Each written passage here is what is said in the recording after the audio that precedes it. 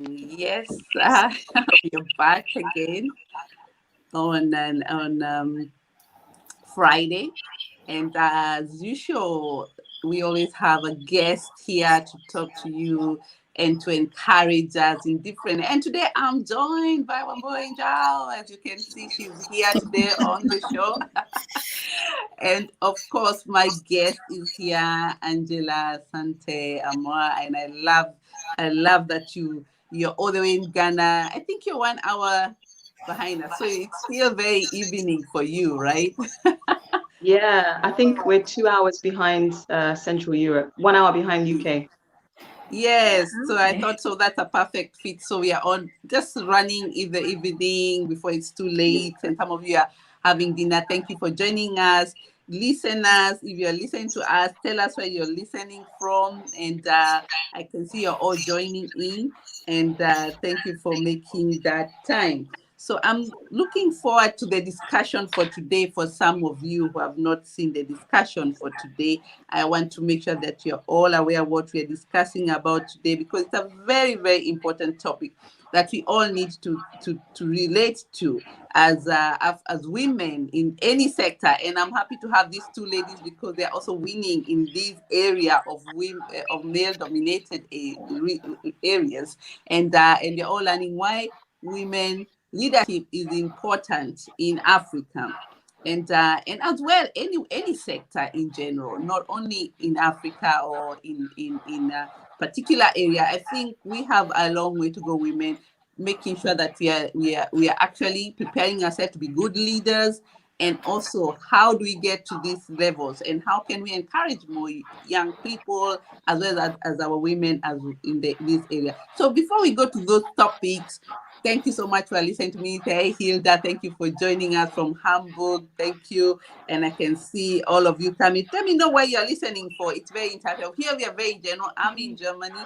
We have Ghana and UK. So this is a very open discussion here for all people.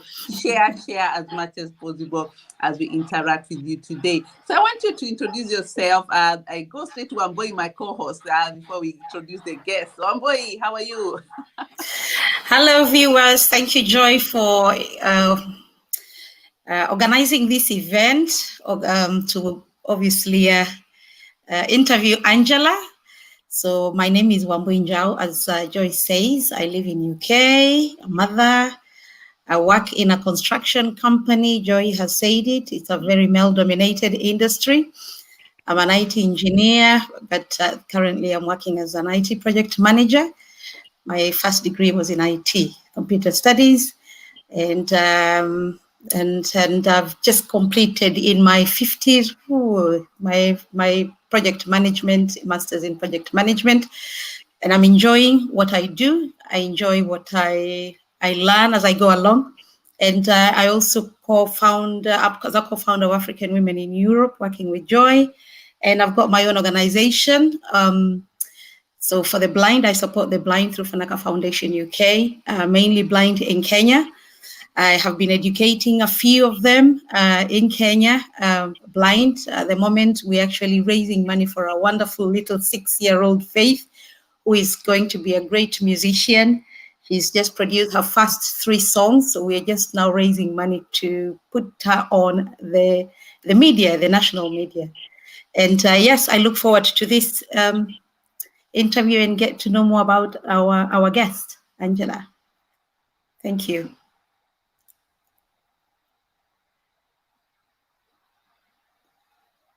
I think we've lost Joy's sound.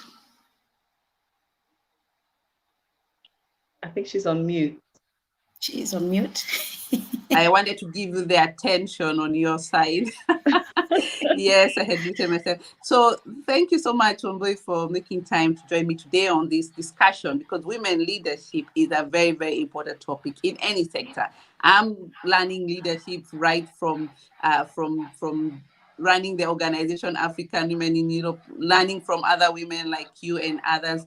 And that's why today we are honored to have Angela Santiamo. And this lady is a very special lady. I don't know whether you really met her in our last event. That's why we called her back, because the topic, the discussion, and the connect and the technology didn't give us enough time to hear about her work and what she does, and especially the work of women, what she's doing in Ghana right now. She's based in Ghana. So introduce yourself, those people who didn't have a chance to meet you.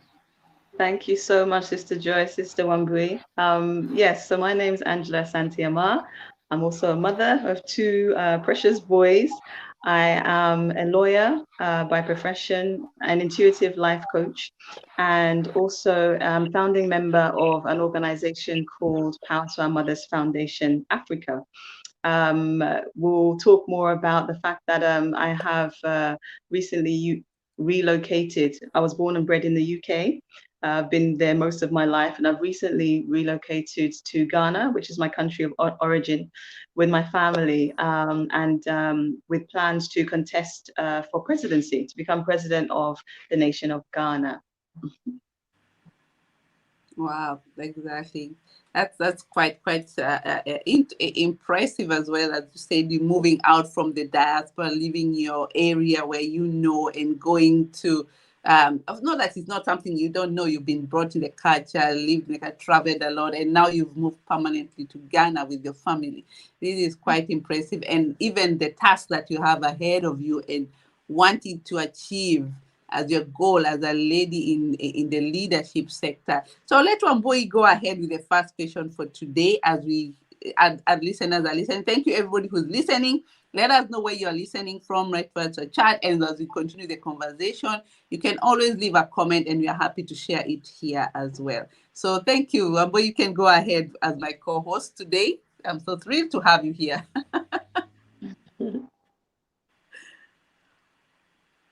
You're muted.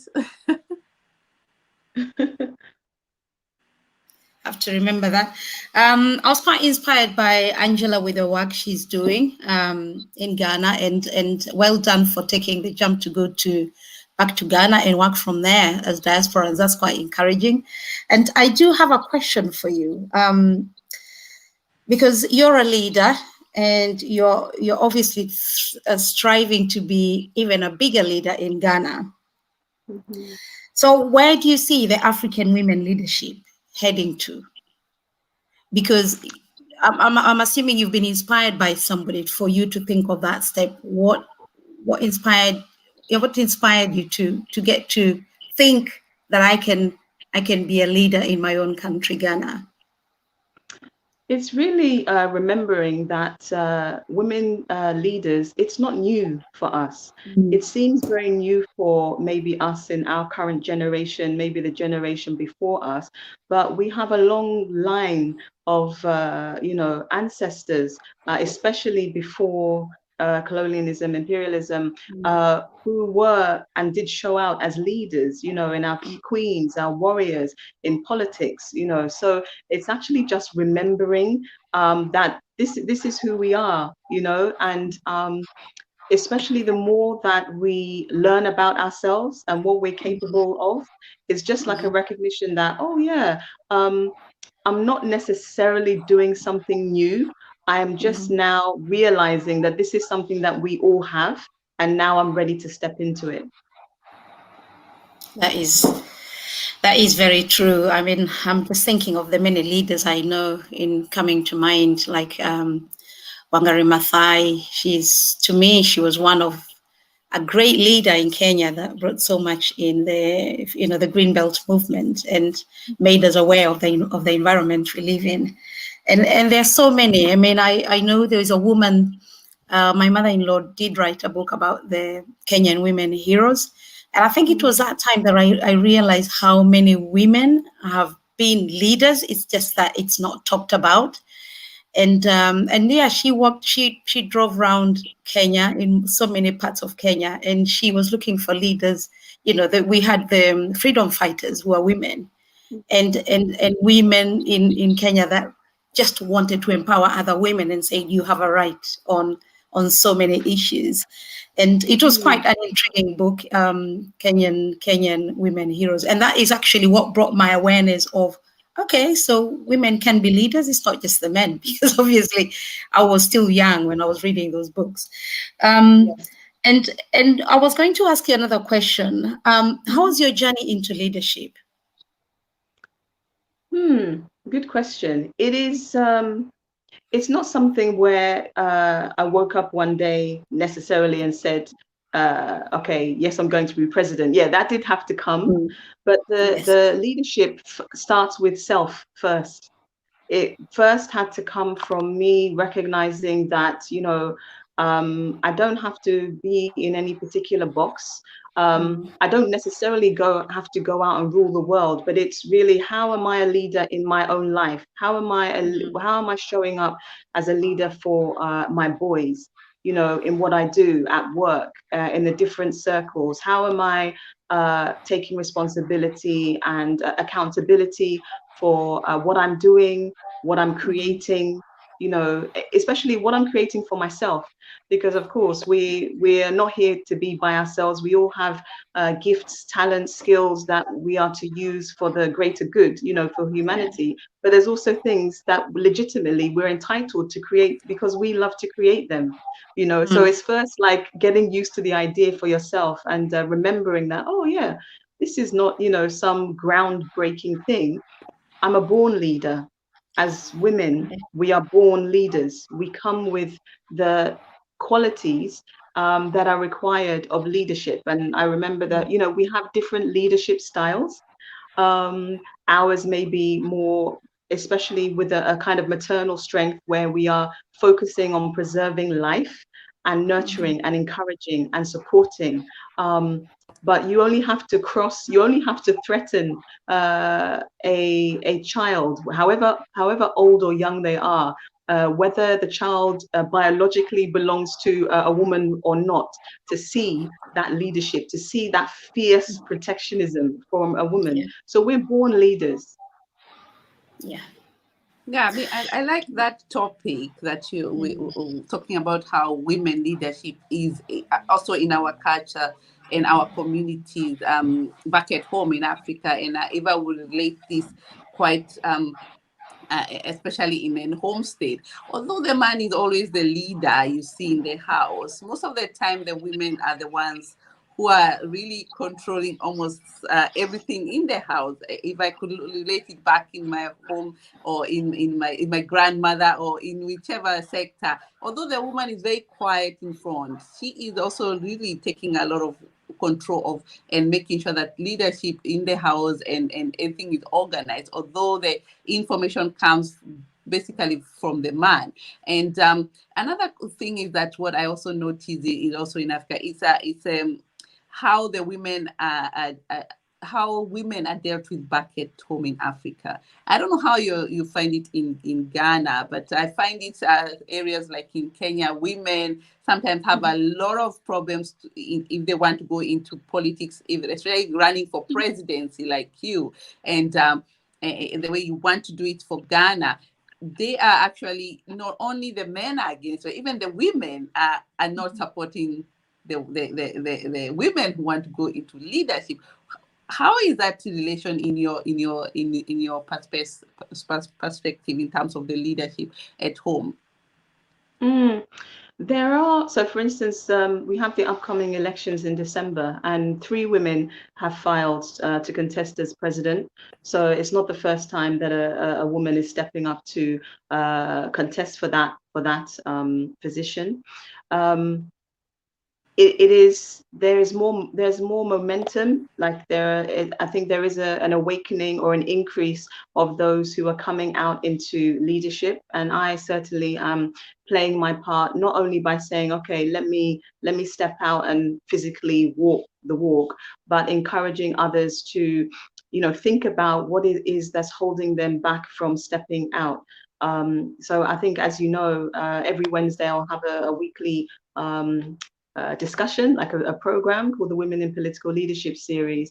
And it's a platform literally to have open, honest conversations about why there's such a large underrepresentation of women in political leadership. I mean, there's underrepresentation in leadership generally of women, but particularly politically. And it's interesting what you say, Joy, about the fact that we just kind of almost like abdicate, or we take it for granted. Oh yeah, the men are the leaders. And what I've come to realize is that that is a story that we have been told and we have been conditioned to believe.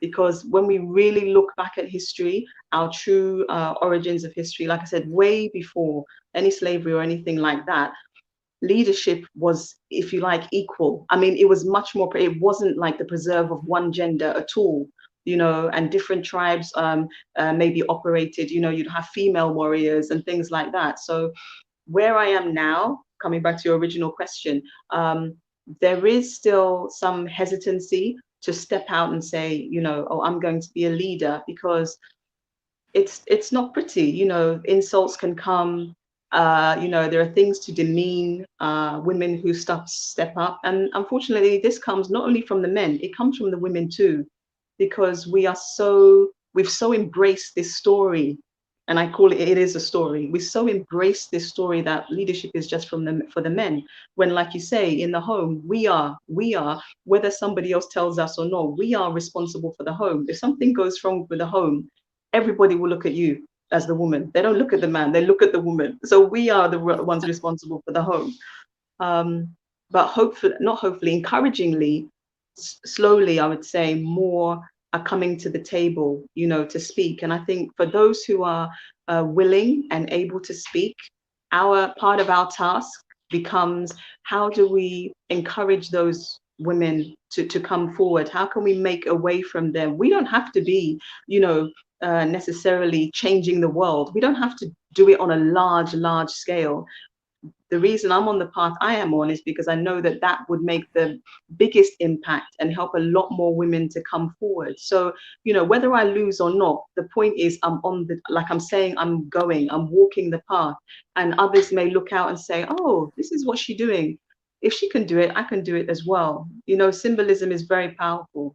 So, yes, I mean, I'm increasingly hopeful that more women are saying, okay, maybe they can do this. And they think twice before they're saying, oh no, I can't do that, or I'm not a leader. We're all leaders, like I said, if nothing else, leaders of ourselves before anybody else. Yes, yeah. I was looking at how many presidents we've had, women leaders, and there's quite a few, you know. There's quite a few who have already championed presidencies in Africa. Because we've got Burundi, we had a Burundi president who was a woman, in Gabon, in Rwanda, you know, and even in South Africa, we've had an acting president, South African, president. And I was even looking at the list here in the Central African Republic, we've had an African. So there has been quite a number. So yes, we've had women presidencies in Africa, but you don't get to really hear the impact of the work that they have been doing. Even when you think about a woman now, like now with this COVID-19, you look at the countries that have done so fairly in terms of dealing with the crisis of COVID. It's women. The countries that have got women leaders, they've done really well where the COVID crisis has, and they have not had the COVID. So look at Rwanda. Yeah, look at Rwanda. With the massacre that was there, the country was taken over by the women, and look how that went completely they went into a very peaceful, you know, and the economy grew. There's something that we have as women. I think because we are nurturing it by nature, we know how to handle so many issues better, and we don't leave anyone behind. Exactly. And when you look at these women, when you really look at their history as well, you'll see that those countries really flourished. And because you see, as a woman, all you're thinking about is development. You need to bring somebody up, you need to work harder, so I think it's just because of our nature that we're able to achieve more. So in Ghana, obviously, what change would you want to see in Ghana if you're to become the president of Ghana? What change would you like to see? It does really start with the preservation and the valuing of life, like on the high top level, and it starts with the mothers, the women. We know that women make up the majority of the population, the global population. It doesn't matter if it's by 1 or 2%, but there are more of us, quite frankly. And yet, I would say we are the most untapped resource on the continent of Africa. You know, when you look at, like you were saying, like Wambui, that how we deal with a lot of issues differently. I would even simplify the fact that we deal with a lot of issues, like it's in our makeup, because, you know, whether it's with the children or the family, we you know, some will say we multitask, if you like, and so we can manage a lot. And especially a lot of stress, because we are the natural peacemakers. You know, when there's conflicts in the family, it's like we're the ones that have to come and, you know, quench that fire. So it literally is focusing on how we unlock those skills and that productivity, if you like, from our mothers and mother figures, the women. And through the foundation, we're seeking to do that on different levels. There's the practical level where there are, because we are the majority of the population, it means we're also the majority of those in poverty. That's the fact. So to give some of our mothers and the children some relief by, for instance, those that can't even house themselves. How can a mother have any peace if she doesn't have this safety and security of a roof over her head, you know? So to house them and then start training, or give them some space where they can learn skills, or even just tap into the skills they already have to become self-sufficient, you know? On another level, it's what I spoke about briefly before, about, you know, encouraging other women to step into to step into political leadership. It doesn't mean that you have to step up and run a nation, but there are so many different levels at which we can enter, and we must enter, because if any country is going to thrive, it needs balance and harmony. So our leadership structure is lopsided because it's mainly the men at the top, but the women are the ones who are in the majority of the citizens. So of course that doesn't make sense. So it's investing in those areas where there isn't, because like I said, by sheer numbers or mathematics, you know, we have the proverb here: if you educate a man, you educate a woman. Sorry, if you educate a man, you educate an individual. If you educate a woman, you educate a nation. So by empowering one mother, one woman, you've educated, you empowered a nation, or at least even a family or community. And our countries are just a collection of communities. The other thing that I would be doing, which I've already started doing, is working to help other diasporans like myself to come home. They don't have to come from Ghana, but for many different reasons, not just the racial tensions we're living with in the diaspora, but for a number of reasons, more of us are thinking about and actually making plans to move to Africa, home, to settle. Unfortunately, it's not straightforward if you don't have contacts, if you don't know people, how to get things done. Some of us just struggling with the basics, like, where and how do you buy land? What's a reasonable price to pay for something? And lots of us have lost money, because either we've gone to the wrong person, and unfortunately, like I said, the poverty, the desperation is real. So if people see an opportunity, they will take it. That's the reality. Yeah. So it's how we help those in the diaspora not only find a way to come and settle, but settle in a way that's going to even empower them. And what I mean is that they come and they get to actually be surrounded by their people, not like put in some kind of colony by themselves, those from the diaspora, you live over here because you have sharing. No, it's like be amongst the locals, get some help to be reintegrated into our culture and our heritage, because we are one people, just in different places. Yeah, and I like the way you say that you're helping also young people, and my area was more to find. I wanted to find out, because there's a lot of leadership training going on right now, and because that's an area we also need to also train ourselves.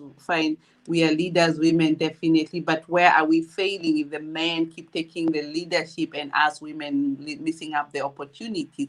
And when the opportunities come, how can we be competitive the male side in terms of the leadership, whichever sector it is. How do you think about these leadership skills? Are they already implemented already in our African community, that people are trained about leadership, especially also for the young girl child? Is the direction I'm going to, because it has to start right from the beginning. If the children don't see any women being in leadership, why would they start dreaming this far? So and so they will not be able to think that far. So is there any training that you are involved with, or that is going on for how to support women to get into the leadership section? So for me, and you'd asked me the question before in terms of, I guess, how I got into my own leadership. Part of that was creating greater self-awareness. I mean, more in the trainings. Are there any trainings on the leadership skills being given out there? Yeah, so there are different organizations doing different things. Where I was going with what I was saying is that to gain greater awareness, there are tools. They may not be called leadership training, but coaching is very effective. You yourself would know. Yeah, training is and coaching is very is very useful and very empowering. And so through the foundation, we do offer coaching, whether it's group or one-to-one coaching, where somebody will sign up for coaching and they pay for that on a monthly basis. And alongside of that, we will then coach one mother that cannot afford to pay for herself. So it's like empower one mother, empower another one for free. But yes, there is various leadership training, and I would use that term loosely, because sometimes I think that we don't fully appreciate what the issues are. Yes, we can train women to, okay, you can take up this position and that position. What we also need to do at the same time is in recognizing that a lot of us are actually going through a lot of trauma, and I'll say that as a collective, like a lot of women as a collective, and even as a people, trauma in the sense that we've been taught ways to live that are not natural to us. Even when it comes to perhaps, the language that we're speaking, like I said, the story that we're told that it's only the men. So all these things, they actually have a role to play in how we view leadership. So on the one hand, you attend the leadership training, that's great. On the other hand, we need to start looking at what is it that we have been told that we are living that actually is not naturally good for us. The competition, I just mentioned competition because you mentioned competition, Sister Joy. That as well, it's not it's not our true origin. It was not truly the case that as a people, men would compete with women. Men had a role, they knew their role, and they played that role. Women had a role, they knew their role, and they played that role. Fast forward, how many millennia and things, and now we are we are gripped by this system where we have to compete with the men. And that is our downfall, because some say we are not created to do everything the man can do. We were created to do everything they couldn't. We're supposed to be complementary. That's how you have a harmonious family, a healthy nation. So yes, the leadership training is important. Absolutely yes to what you said in terms of teaching our children young. But even that, we say the children are the future. I asked the question, how can the children have a really good chance in life if their first educators, their mothers, are struggling? Yeah. So empowering women, the mother, so I'll just wrap up. Empowering women, the mother, is actually to empower everyone, and to pick up on Sister Wambui's words that the mother leaves nobody behind. So empowering the women empowers everyone. It's a win-win. It's not only people get caught up that, oh, women's empowerment, blah, blah, blah. But no, it's almost like women's empowerment or empowering the mothers is the tool to liberate everybody so that everybody thrives. It's the key to the family, restoring the family values. Interesting. Yeah. Yeah, I was looking at the picture of this woman because Nigeria, the woman with the Zaz. I don't know whether Aisha you've seen it Yusufu. because in Aisha Nigeria they've Yusufu, just yes. managed to. Yes, exactly. That is such a powerful photo of this woman who stood up to the police and the government of Nigeria. And I said, enough is enough. You're not going to brutalize people, and take law into your own hand. And it's such, to me, it's such a powerful photo to show that we can do it. And I think it's because, again, it's because of who we are. We don't want, you want peace. So we're always striving for peace. I really like the fact that you're doing the training, the empowering other women, and also trying to get the diasporans to work in, helping them to come and settle back in Ghana. I think we also need to look at that, but I also think that women need to get more involved in politics. I know I've got Auntie Kate, she's a councillor here. She's always training, she's always getting women. She was a mayor, ex-mayor, and now a councillor. She's always tried to get women to go to politics. So she's been trying to organize training in politics, but we're still resisting that. And again, as you say, because traditionally it's almost like it's not our area, it's a man's area. So it's changing our way of seeing, our mindset. We need to also learn that. Yesterday I was doing a course. There's a lady who I attended at a similar course in leadership, and she was talking about emotional intelligence. We need to be more, to use our emotional intelligence as well, to communicate effectively in a way that somebody will see that we're striving to become the leaders of tomorrow. And yes, the youth, as Joy said, is the youth starts, we need to start training, mentoring our youth, getting them involved in politics at an early age for the girl child. And yes, a lot can be done. A lot can be done for the girl child to empower them in politics. And I want to And I go think on even, that position. oh, sorry. Oh, go ahead. Oh no, I was just going to follow on from what Sister Wambui said in terms of, yes, for the girl child, but also, especially considering that among us, I think we have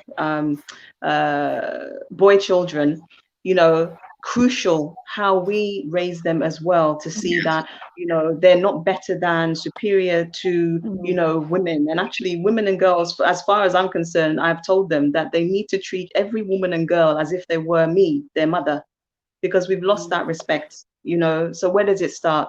So we start with the young ones. We start with our boys, to see that, like, yeah, they can do what they want to do, but they shouldn't think that just because they're boys, they can do things necessarily that girls can't do in terms of leadership. There may be different areas, but I just wanted to add that.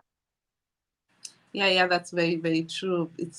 I wanted to relate this question back to Wambui, because Wambui also doing a male-dominated sector, and the area you're doing is also your aim, and also the group that you're working with, is to encourage girl child and the girls to get into more in the technical world and to the engineering world, and because these areas, they are open for all gender. Yeah. And, can you tell us a little bit about that? How is it in your sector in terms of women getting into leadership in these areas? Because you're also leading in that area in UK. And actually, before I go that, I want to follow it up, because we had we had the virtual event where we had the young kids. Remember the writers, the 10 and the 10-year-olds and the 13. They were so like, oh wow, does she wear that helmet? They were like, yes, this area. I want to, if you can let us a little bit about that area and how you can encourage the young girls who are there. Yes, I think, thank you, Joy. I think for me is the fact that, yes, I'm in a very male-dominated industry. And there's very few of us. In most of the times, I can tell you, I'm on my own in a big boardroom as a woman. And so what we decided to do is I joined the diversity and inclusion group in my workplace. And I made a point to be visiting girls' schools and talk about working in male-dominated industry, because that is an area that we're missing out on the paychecks. So I was telling these young girls on the last event that you're missing out on these big paychecks, because these are areas that are very specialized, but very few girls want to take careers in STEM, which is science, technology, engineering, and maths. So very few want to take those careers. There are very many girls that do very well in their A levels. They pass so well in these STEM subjects. But when it comes to career, I found out that very few actually either don't have the mentorship to move to the direction of engineering. So my role is going to girls' schools in UK, and I talk to them about careers in these male-dominated industries, which is in IT, which is in construction industries, and just try to encourage them. And then we follow it up, and we have also what we call coming to work. And so they have like a week at work. So they work with us, and I will get their little helmets for them and their, boots, and I'll tell them, you see, inside all this, what I'm wearing, I've got my elegant, suit. So don't be deceived by, because I think the way the male-dominated industries have been marketed is just a lot of muddy shoes, and it's just a lot of oil on your hands. So it doesn't really attract girls. So it is changing again that that thinking. So that is one of the things that I do, and I do enjoy it. And so many girls have been joining the industry now. So we look at the percentage of girls that are joining. Yes, one of the schools is just around the corner to me, so I'm always going there every year in March. I'm in the classroom with them, and we just go through quizzes, looking at their aptitudes and personalities to match them with their careers, that sort of thing. It's been really successful. Wow. You have something to add on? For me, it's very interesting what you say, and I do resonate with that, especially other male-dominated sectors in the UK. But what I find so interesting is that if we were able to show them an alternative, like on the continent, I think we can use those examples as how to kind of change the thinking. Specifically, what I'm talking about is very recently I learned about the Umoja village in Kenya, and some of the villages that have come from that, where the Umoja village, for others being one where it's women only, men are not allowed in the village. But I mention that because they build their own houses, they do everything. Here, even in Ghana, we have areas in Ghana where it's the women that build their own houses, So yes, I mean, it may not be somebody's dream of thinking, whether it's in the UK or somewhere else, to physically with their hands build mud huts or anything like that. But I think the more we can show them the diversity of us as a people and what we do, it will then help them to, like you say, reframe that, oh, is it really just muddy boots and a helmet? To think of different aspects of the job, and not just easily accept what they're being told. You understand? So they don't put themselves off for going forward. Because men, because of the way that men are raised, they have a confidence. I'm generalizing here, but it's been said they have a confidence that women, they don't have. You ask them how they've done, if they've just gone and sat an exam, and they're like, yeah, I aced it, this. And you ask a woman the same thing, it's like, I'm not sure, maybe, it's completely different. Yes, I can relate to that as well. I have boys in my house, and I'm learning from them the male way of looking at things, because they're always looking the best. I'm the best, and I'm cool, and I'm this. I'm like, and any other girl is all going back and saying, oh, I don't think I'm good enough. I need to do this. I need to do that. and this is something that I'm also accepting, that there is an area where we would also have to learn a lot from the male side, and Yes. and working together, as you said before, is the key of it. Nobody's taking any other one roles.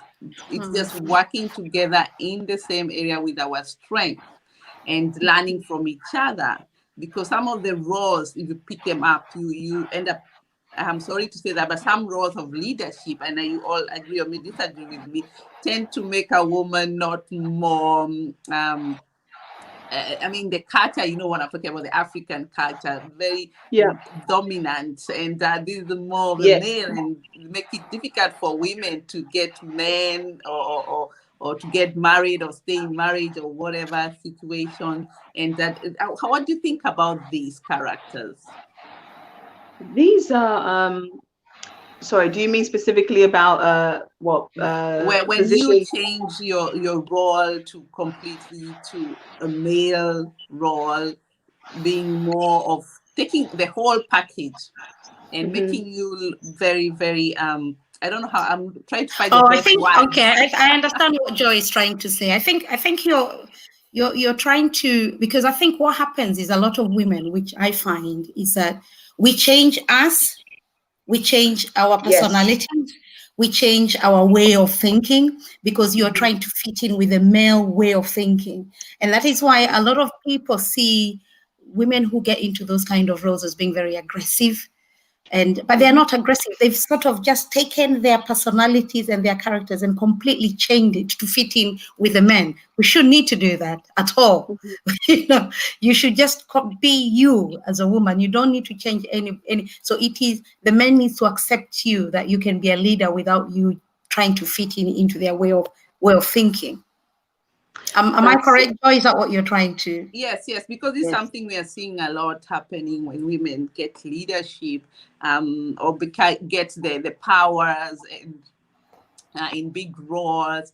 And you all agree with me, and in Kenya, in other areas, because of the women being put at the center of everything, they're getting leadership roles and very strong, very high level, and you're finding most of them very in the age of getting married, but not having anyone, a male companion to live with, like marriage or relationship or this kind of, they have difficulties. They become a threat because they're so powerful. Yes, and you can, and there was actually a research where they did in the US, and not even talking about Africa much, but even in the US, and I think also it relates to the UK, the educated women are having problems to get into relationship, into marriage, or to get the right partner. But I say US because that's completely another different culture and a different sector, because we have also another side of the male area where we find not all of them are privileged to get into the high areas like the women do. We understand that. But this also is affecting Africa. I can say that in Kenya right now, you're finding a lot of educated women, single women. Yeah, it's like, it really is a big issue. And I relate to both what you say. The reason why, like you say, women will get into positions and then people will see them as aggressive is, quite frankly, as women, because on the one side, we are true preservers of life, you know, and we are fierce about that. What that does is, from a survival perspective, it makes us super critical and judgmental, because we're basically just trying to assess what's the threat, you know. But unfortunately, the downside is we can be really judgmental. And so there's studies, they've actually done studies where, you know, a man and a woman, they'll go for the same job, you know, in the same way. The man will be seen as confident, as approachable, as a good team player. The woman will be seen, like Sister Wambui said, as aggressive, you know, and competitive. So I just say that because sometimes we don't realize how it is that we ourselves are viewing women who are actually doing the same thing as men. It just goes to show you that we are not the same. And specifically talking about what you said, Sister Wambui, about, yes, they'll get there and they behave like the men. I don't expect anything different, because as humans, we adapt to our environment. So if you have a woman who is completely surrounded by other men, however formidable she is, unless somehow she has some other kind of support structure elsewhere, she will be forced to start behaving in some ways like the men, because it's survival, you know. And this is why I say, for me personally, when I say on this journey of me contesting for presidency, I will say there's absolutely no point that I'm elected as president and I'm surrounded by men. There's no point, because then we'll just be repeating the same things. It's got to be the women, a collective, a caucus that occupy, you know, other positions. So you have like a real collective of that that maternal energy and the strength that we were talking about earlier. It's the only way that we're going to achieve that kind of harmony and really looking after everybody and not leaving anybody out.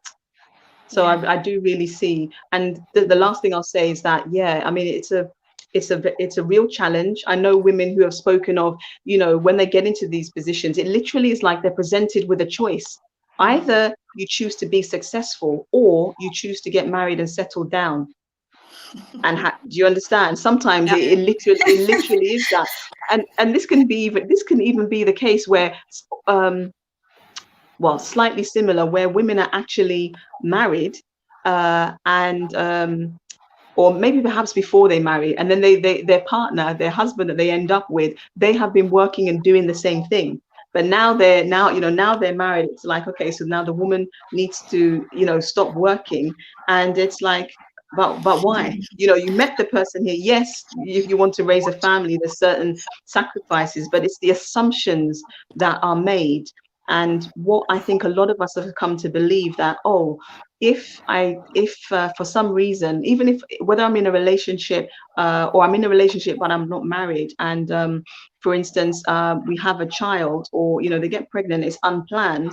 So a lot of us will think that, well, now is not the right time. I need to press forward with my career. Unfortunately, what we fail to recognize is that we don't control Mother Nature. Mother Nature has her own program, you know, even with the scientific advances where, oh yes, freeze your sperm, freeze your eggs, you know, everybody knows it's best to have things fresh, freshly cooked. That's so true. Yeah, that is so true. And titles like the Iron Lady, you know, you become aggressive, then you every straight away you get an Iron Lady. You saw Honorable Martha Karua was titled as an Iron Lady at one point. Look at late Margaret Thatcher. She had the Iron Lady title because they've conformed to the men's way of thinking and attitude. But yeah. Yeah. I can see a lot of questions coming through. Thank you, our listeners who are listening. This time to ask questions as we're going now over the 40 minutes, actually going over 50 minutes. If you have any question, keep writing down. I can see some of you have given us quite enough. They have really contributed to the discussions here, saying, I can see Cornelia, they are looking for partners in the wrong places. Cornelia, sometimes some of them are really struggling. You better give them the advice where they should be looking. That's thank you for contribution, the conversation. And women are power base of the family, and that is very true. Cornelia is based in South Africa, so and here based here in Germany, and or roots from South Africa, and she's always following us here. Thank you for that, contributing on those questions. So I can see here a question for you. I think this is for you, Angela. How is acceptance in Ghana that you're running for presidency? Well, like I said, there are 3 women who have already filed to contest for presidency. So it's not like it's a complete anomaly. You know, it's not like it's completely groundbreaking. And for the most part, when I speak to people, they're very supportive. You know, they're very supportive, especially because coming from the diaspora, and you know, here 2019 we celebrated Year of the Return. You know, and really this call to bring back or welcome back those who want to come home, you know. So the fact that one of those outside, you know, have come, and it's like, oh, they want to do this thing. It is embraced by some. By others, they may see it as, well, actually, like anything, you know, there's a question, you know, there's a question maybe about, oh, but how much do I really know the country or the issues and what have you. And the funny thing is that what we don't realize is that I think the benefit and the privilege of coming from the diaspora is that because of our struggles, and when there's particular struggles I'm talking about in terms of the racial tensions and things, we have been trained to nurture and develop this voice of speaking out. because we've had to speak up for a number, of different things. And for me, that's like a major difference. I find that in the diaspora, it's a generalization, but in my personal view, that in the diaspora, the women are more outspoken than here on the continent. Not a judgment, but just the circumstances, how they are, and that we have slightly more freedom, quote unquote freedom, as women in the diaspora than we do on the continent. So in the round, though, I'd say that it's been welcomed, and people are inspired, more so the women and the young. And when I say the young, especially the young men, that's really encouraging. A lot of the young men, like, they get it. So when we talk about their mothers, yeah, they want their mothers to do well, and they are much more, if you like, aligned and fierce champions of us than some of the older men.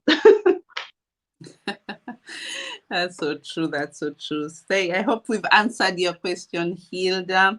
And let me see whether we have any other question from in listening. We have a lot of listeners from UK. We have someone from UK here, Nancy. Yes, a good follower of ours. And we have Winnie Ikatwa from Kenya as well, listening from us. And I mentioned earlier, we also have Eric from Germany, from Ghana.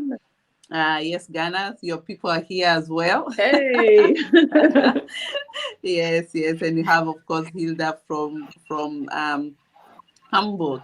And anybody else listening, as they're coming, going, as you can see, a big turn up here, and I hope you can all relate to us, the topic of today, why, as we mentioned, that why women leadership should be encouraged in Africa, in every sector, actually, in this discussion for today. But before we close now, as we are winding up, because I can see there are not any more questions coming through, maybe you can tell us a little bit, Angela, about your campaign. Okay, sorry, somebody else put a question there. Just a few questions.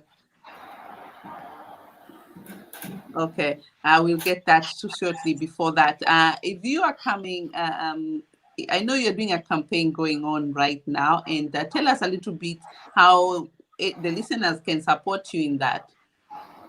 Is this the campaign for presidency? And also with your foundation as well. I think it's the Okay, yes. foundation that you're doing It right now. is, yes. So Power to Our Mothers Foundation Africa, registered here in Ghana, but has starting to spread its wings in other countries, Zambia, Nigeria. We do have a campaign or a major project here where we are raising funds to build a village. Now, this is what we call a multi-purpose, maternal-driven, progressive community village, which is to be like the blueprint for how the rest of Ghana can thrive. And it's really simple, in coming back to what I was saying about really investing in mothers that have been underinvested in for a long time. So building accommodation for, like I said, mothers that accommodating mothers and children that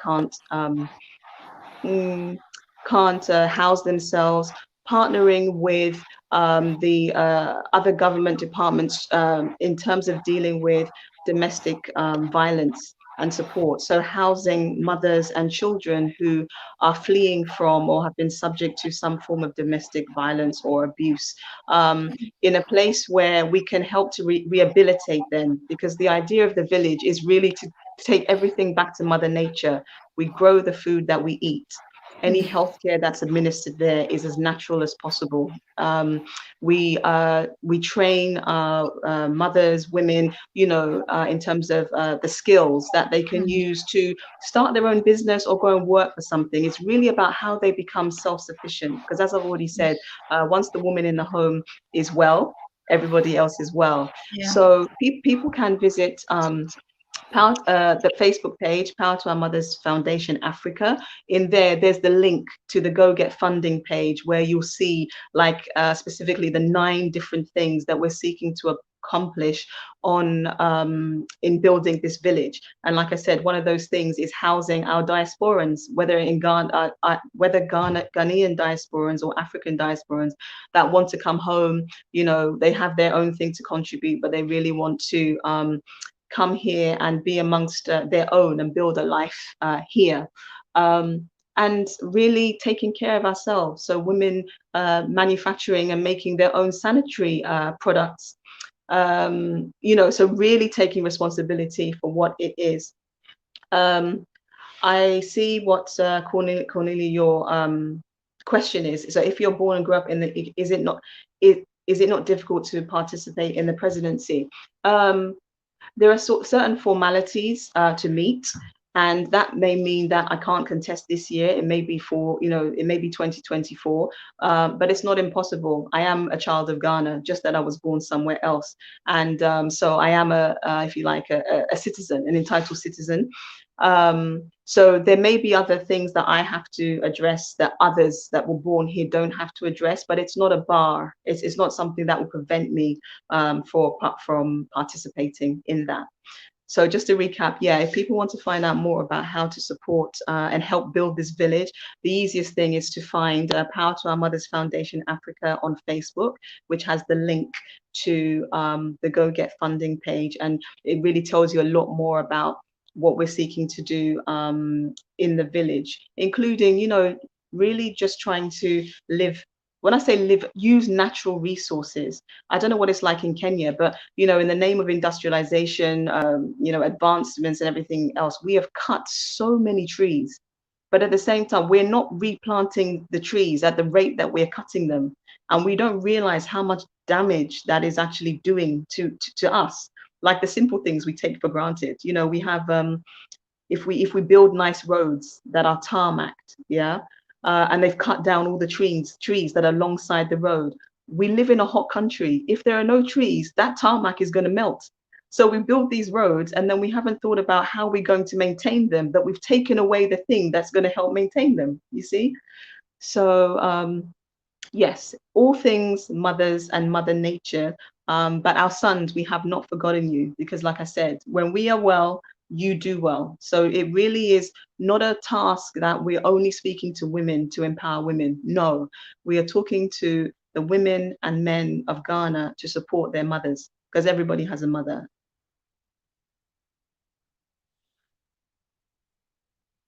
Sister Joy, I think you're mute.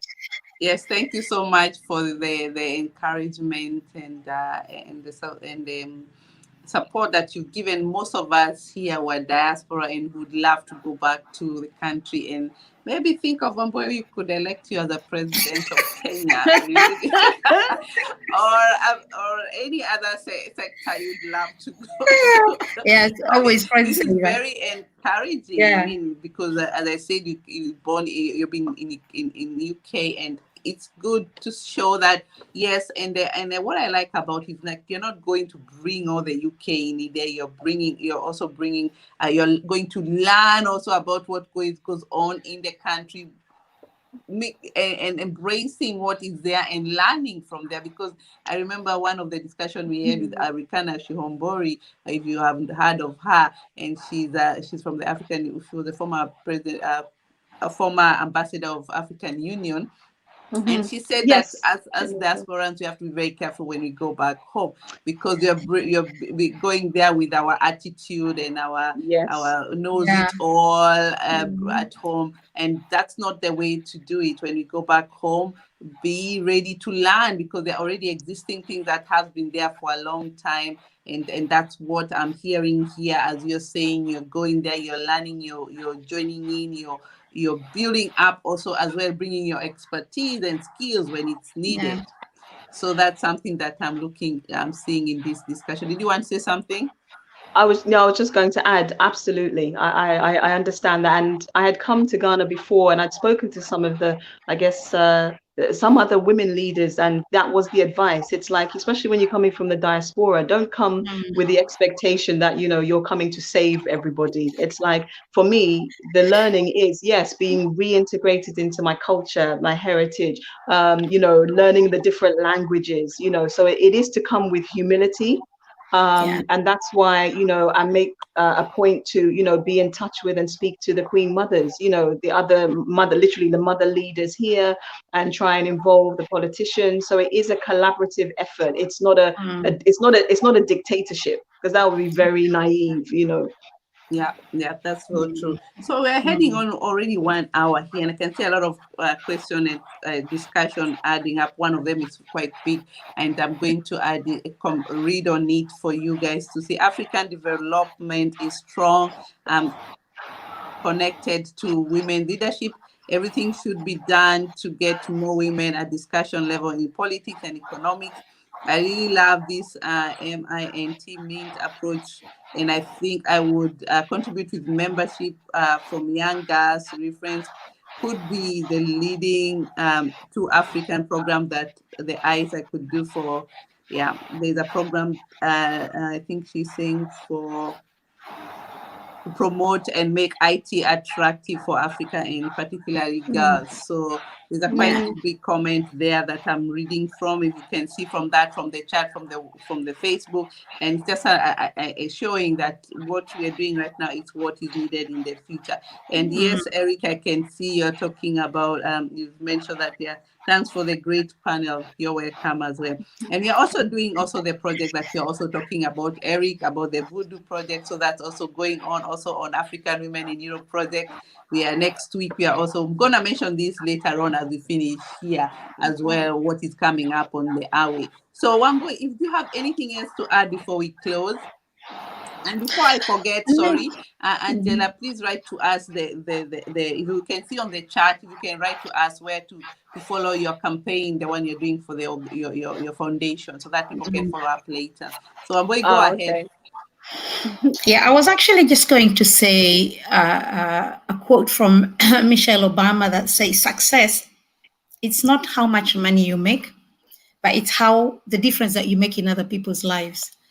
And I think I find that really powerful, because a leader means you have made an impact on somebody or a community. And that is or to your family, to your children.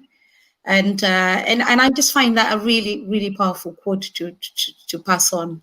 And just to say thank you, Angela, and wishing you all the best in Ghana. I've been to Ghana. I loved Ghana. I'll come back again to Ghana with my daughter. And it's a great panel. And I think we need to encourage more of these type of panels. One of the things I was going to do when I go to Kenya this year, thanks to COVID-19, has taught me was I was actually going to be in a program of girls to talk about careers and the different careers in STEM, which is science, technology, engineering, and maths. So that was one of the things. I was going to take my model that I use here back to Kenya. I'm still to do that, so yeah. Wonderful. We can extend it to Ghana. You know, I'll be there. Be quite happy to come to Ghana and talk about, you know, leadership in women leadership. So thank you. Thank you.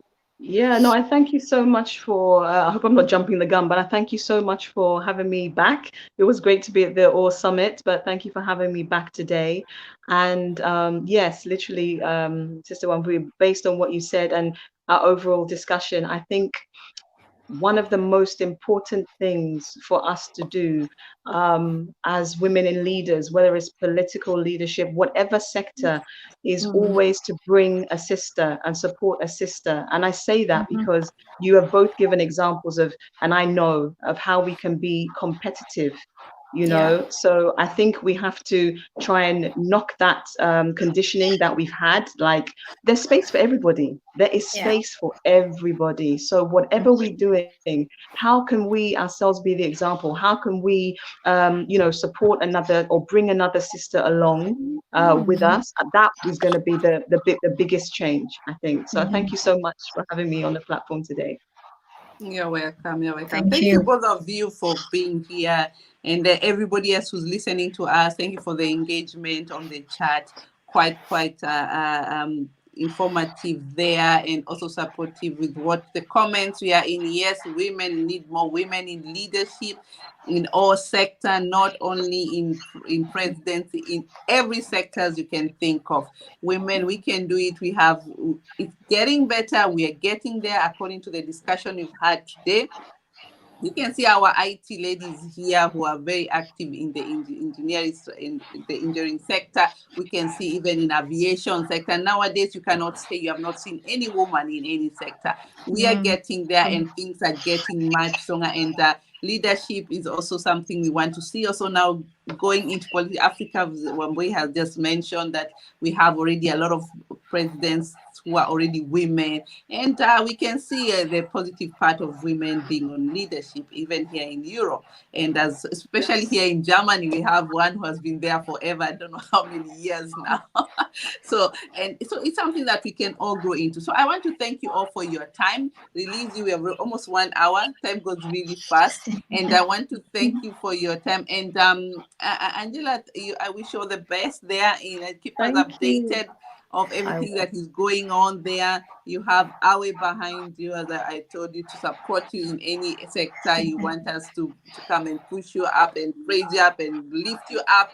That's what we are here for as women. And I speak this, as I always say, I come here as one, or Wambui, we are two now, but I come with like 1,000 women in our platform, ready to really empower each other and move it up. And some of you who have never heard about us and who I am, I'm Zenz, the founder of African Women in Europe. And our organization, you can find us on www.africanwomenineurope.eu. That's where to find us, and registration is free, of course, for the people who want to get to know about who we are. And we also have membership fee for members who want to get more interactive and link up with other powerful women. And we also have so many projects that are going on right now as we speak, especially coming from next week before the end of the month. We just finished a summit, and all these two ladies were there. They did the marvelous work. And if you have not seen if you are not there, we have the recordings already on our YouTube, and you can find us on Our Joy. And I always say Our Joy, but that's not my real name. My name is Zenz, but I use my Awe as my branding and getting people to know about who we are. Because if you don't learn how to pray, to talk about what you do, pitching yourself up, is part of the whole thing of leadership as well. And very soon, me too, I'm also be learning. You'll be seeing me here as well. Wambui is a new project that is coming up. You love it. As you know, my father is also very much in leadership. We will be having a daughter and and father leadership exchange. It's gonna be so cute. We are still planning on it because this information we can getting out from all generation, and we can also build ourselves and learn from each other as well. So thank you so much, Wambui and Angela, for joining me today. And I want to wish you a lovely weekend for now, as I wind up here with my members, telling them about more projects that are coming up in the near future. If I give you 2 minutes to say 2 things, I know Wambui already said a statement, but maybe you can re-emphasize it, how important it is, 2 seconds or 3 seconds to say few words to the women who are listening right now. Okay, Wambui. Your seconds are almost gone because you're muted. You have to start again. Success is not how much money you make or how aggressive you are. It's about integrity and the changes you bring in people's lives. Thank you. Angela? Be your sister's keeper. To the women, be your sister's keeper. You empower your sister. You've empowered a nation. Thank you. Powerful, powerful. And Joy says, together we are strong. I still insist on that. When we work together, we are always stronger together. So thank you so much for joining me, both of you. And just to give you a highlight of those people, the others who are remaining with me here on the stage, is just to give you a highlight what is coming up this week. We have a project that is going on, helping you how to invest in Africa as an entrepreneur. If your family has been affected with COVID-19, there's a project that is going on next week.